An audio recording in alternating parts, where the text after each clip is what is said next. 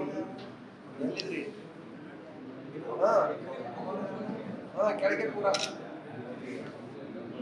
ಈಗ ಹಾಲ್ದಾಗ ಇದ್ದೇವೆ.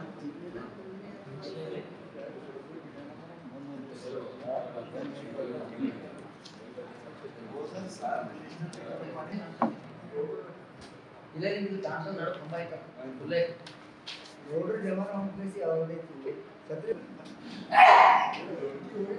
ಹೋಗ್ತಿರಲ್ಲ ಯಾರು ಅಂತಂದ್ರೆ ಎಲೆ ಕೈಲಾಗಿ ನೋಡಿ ತೆರೆಗೆ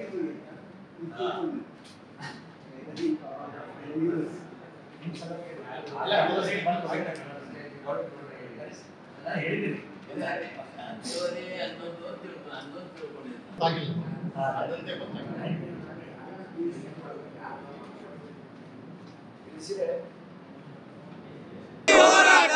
ಎಲ್ಲಿವರೆಗೆ ಹೋರಾಟ ಬೇಕೇ ಬೇಕು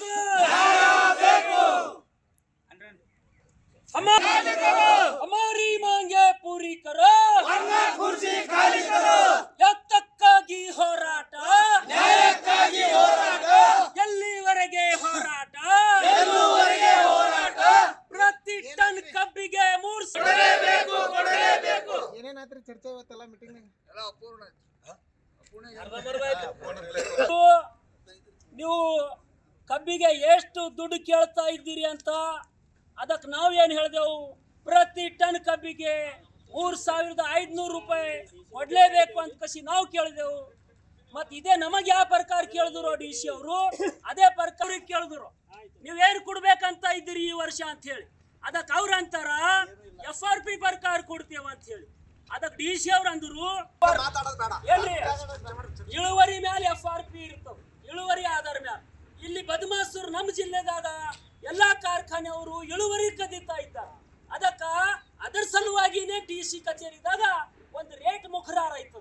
ಪ್ರತಿ ವರ್ಷದಂತೆ ಈ ವರ್ಷ ಕೂಡ ಕರೆದಿಂದದ.